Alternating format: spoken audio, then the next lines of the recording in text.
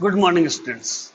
हमारा चैप्टर चल रहा था सेकंड चैप्टर में हम पढ़ रहे थे इलेक्ट्रिक पोटेंशियल एंड कैपेसिटेंस।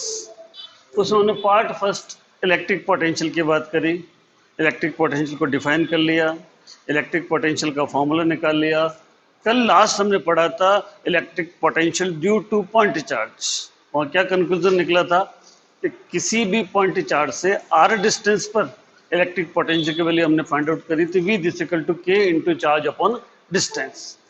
आज बात कर रहे हैं electric potential due to an dipole. जैसा का जैसा डेरिवेशन सेम ऐसा कैसे हम फर्स्ट चैप्टर में कर चुके हैं। फर्स्ट चैप्टर में पढ़ा था इलेक्ट्रोस्टैटिक्स में, वो हमने एक्सियल लाइन पे भी electric field intensity find out करी थी, और इक्वेटोरियल लाइन पर भी हमने electric field intensity find out करी थी। सेम प्रोसीजर यहाँ पर भी डाइपोल के कारण इलेक्ट्रिक पोटेंशियल फाइंड आउट करना है, सेम वही एक्सियल लाइन पे भी और इक्वेटोरियल लाइन पे। बट यहाँ हमने जो पी पॉइंट है उसे न तो एक्सियल लाइन पे लिया है, न ही इक्वेटोरियल लाइन पे लिया है। हमने इस पी पॉइंट को एक्सियल लाइन से थीटा एंगल पे लिया। तो दिख रहा है कि डाइपोल, ये पॉजिटिव पोल, ये नेगेटिव पोल, ये डाइपोल का मिड पॉइंट से पॉजिटिव पोल की डिस्टेंस से नेगेटिव पोल की डिस्टेंस से डाइपोल की complete distance 2a, positive pole की पॉइंट P से डिस्टेंस r1, नेगेटिव पोल की पॉइंट P से डिस्टेंस r2, सेंटर पॉइंट से पॉइंट P की डिस्टेंस r, क्योंकि हम डाइपोल के सेंटर से r डिस्टेंस पर डाइपोल के कारण इलेक्ट्रिक पोटेंशियल फाइंड आउट करना चाहते हैं। तो जो OP लाइन है वो एक्सिस लाइन से थीटा एंगल क्रिएट कर रही है।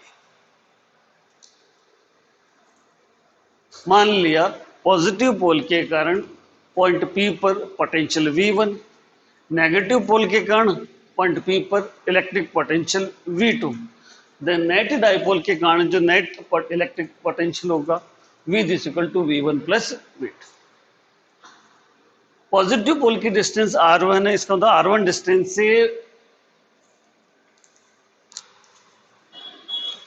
जो पोटेंशियल होगा उसे V1 मान ली। तो V1 की वैल्यू आ गई K into charge upon distance, K Q upon R1।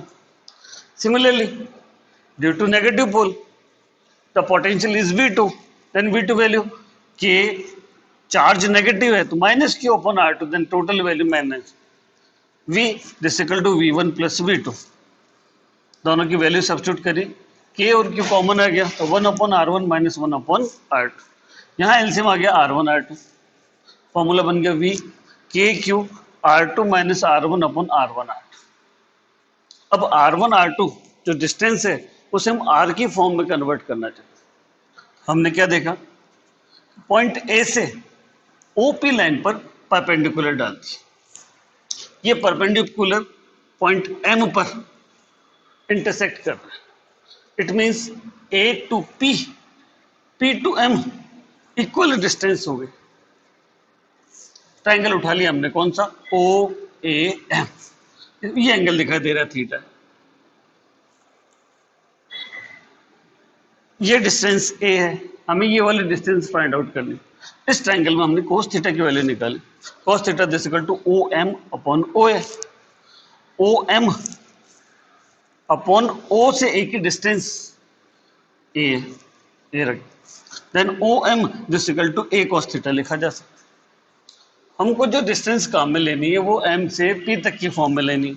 इस फॉर्म की बात करें तो OM OP, O से P के डिस्टेंस को OM प्लस MP लिखा जा सकता है। हमें निकालनी है distance MP, MP this equal to OP minus OM, OP O से P की डिस्टेंस R है, MP OM की डिस्टेंस हमने फाइंड आउट कर ली, देन ये बन गया R minus A cos theta. तो in form of R, R1 की वैल्यू आ गई R1 this equal to R minus A cos theta. Similarly इसी को आगे बढ़ा के सेम परपेंडिकुलर डाला जाए तो अब जो ट्रायंगल आएगा वो आ जाएगा OBN। कौन सा ट्रायंगल, ट्रायंगल OBN।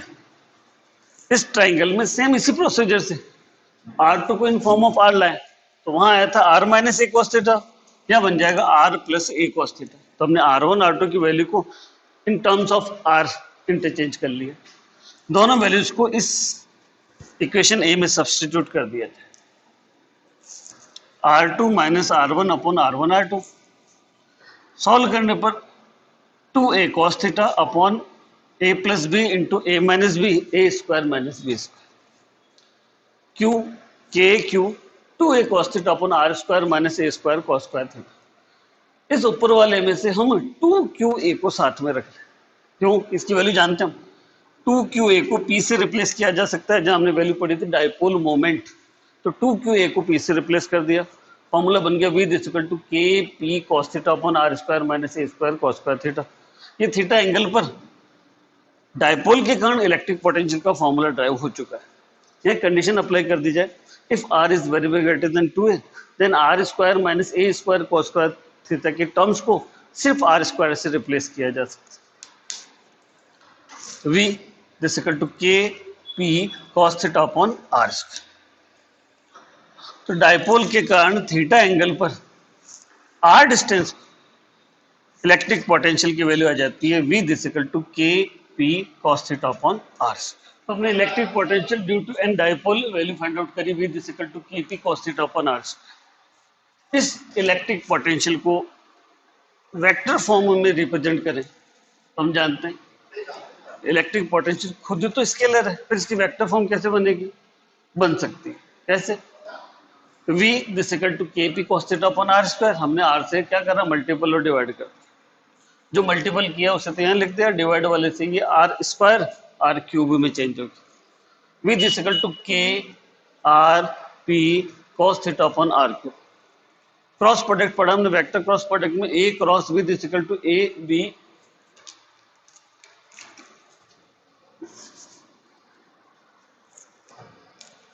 पढ़ा था हमने, a dot b this equal to a b cos theta. इसका मतलब यहाँ जो फैक्टर है आर पी cos थीटा, इसे r डॉट p लिखा जा सकता है इन vector form. v this equal to k vector r dot vector p upon r cube. ये डाइपोल के कारण इलेक्ट्रिक पोटेंशियल की वेक्टर फॉर्म को शो करता है। डाइपोल के कारण electric potential v this equal to K P cos theta upon r square. Case first, if point p lies at the axial line, point p अगर axial line पे हो then theta कितना हो जाएगा? 0 डिग्री। दोनों parallel आ जाएंगे, parallel cos 0 की value 1 बन जाएगी। तो v axial line this equal to K P cos 0 upon r square.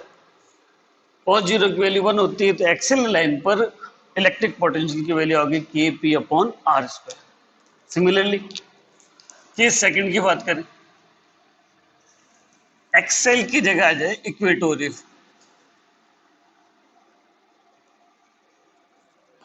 Equatorial line को, देन थीटा अब 0 से बढ़कर हो जाएगा 90 डिग्री, और cos 90 की वैल्यू 0 आ जाएगी। cos 90 की वैल्यू 0 होने से अब एक्सेल लाइन की जगह ये इक्वेटोरियल लाइन के पी cos 90, cos 90 की वैल्यू टोटली कंप्लीटली 0 होने की वजह से इक्वेटोरियल लाइन पर डाइपोल के कारण इलेक्ट्रिक पोटेंशियल की वैल्यू 0 रहती। हाँ, तो अभी हमने टॉपिक पढ़ा था electric potential due to any dipole.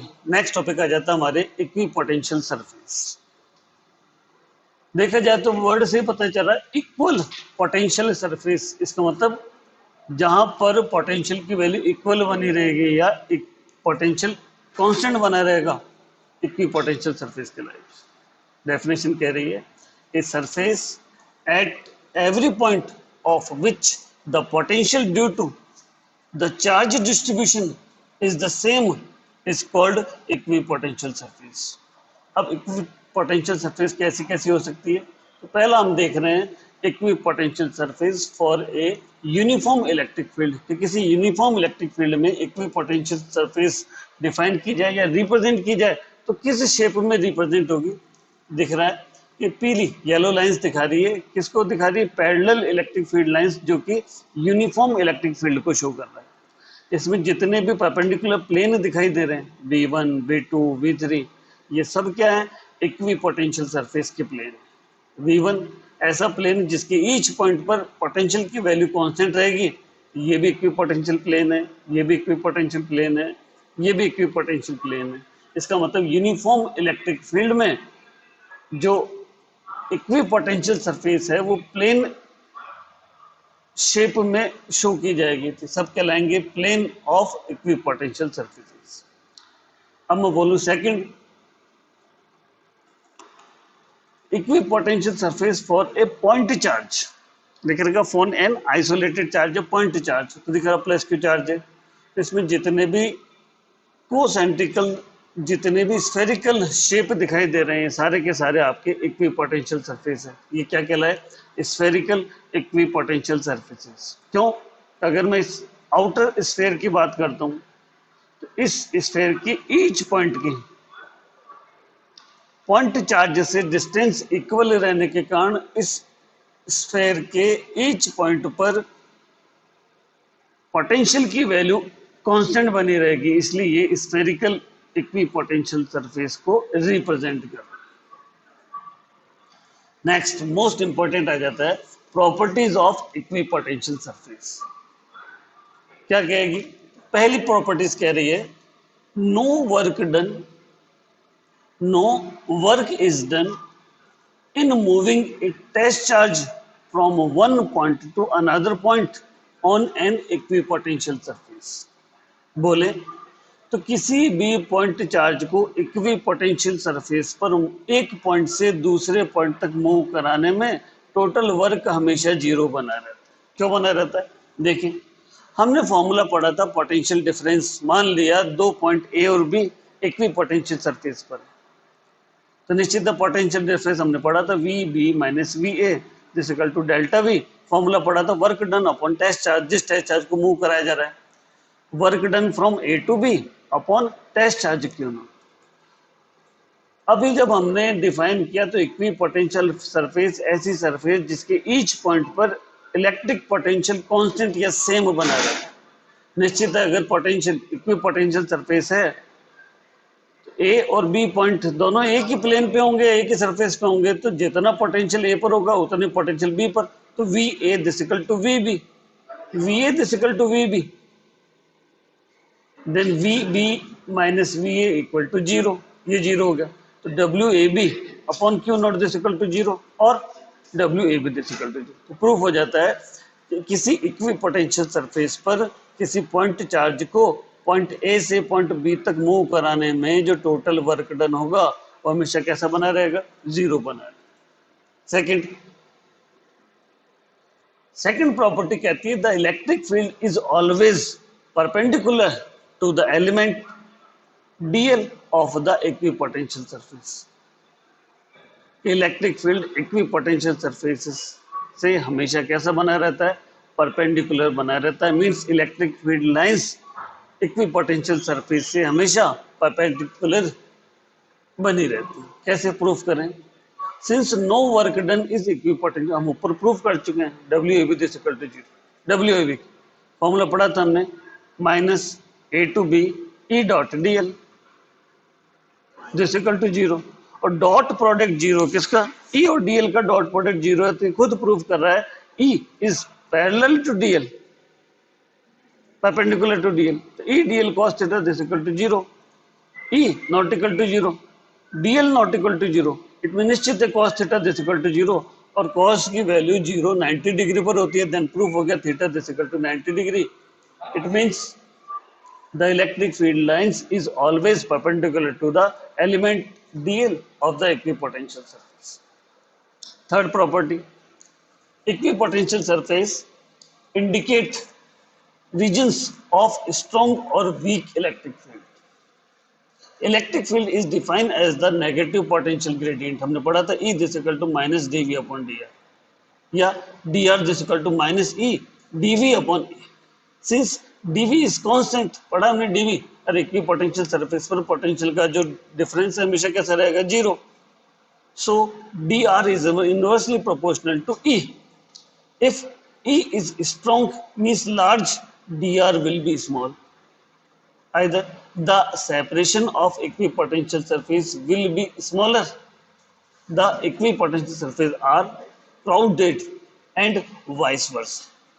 Fourth क्या कह रही property? Two equipotential surface can not intersect each other. दो इक्विपोटेंशियल सरफेस कभी भी एक दूसरे को इंटरसेक्ट नहीं करते। कैसे? प्रूफ देखें। If two equipotential surface intersect, then the point of intersection there will be two values of electric potential, which is not possible. So the two equipotential surface cannot be cross each other. Note, electric potential is scalar quantity, whereas potential gradient is a vector quantity. The negative sign of potential gradient show that the rate of change of potential with distance is always against the electric field intensity. Next class में हम next topic को पढ़ेंगे। Thank you.